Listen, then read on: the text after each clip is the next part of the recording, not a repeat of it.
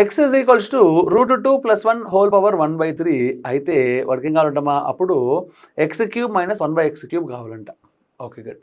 మరి నేనేమంటారంటే x value ఇచ్చాడమ్మా, నేను బోత్ సైడ్స్ క్యూబ్ చేశానమ్మా. X is equals to √2 + 1 power 1/3 అవునా.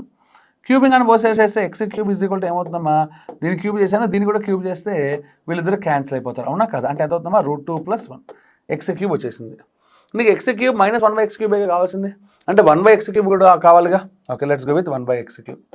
1/x³ అంటే ఏమవుతుందమ్మా 1/√2 + 1 కాబట్టి ఇక్కడ కూడా √2 + 1. ఓకే రేషనల్ చేస్తే ఎంత అవుతుందమ్మా √2 - 1 అంటే ఇది 1/x³. నీకేం కావాలి x³ - 1/x³ అవునా కదా. x³ అంటే √2 + 1 minus √2 - 1 √2 + 1 minus √2 minus of minus అంటే +1 క్యాన్సిల్ అయితే 1 + 1 అంటే ఎంతమ్మా 2 అంటే ఎన్ని ఆప్షన్ మనకి. So third option is the answer. ఓకేనా.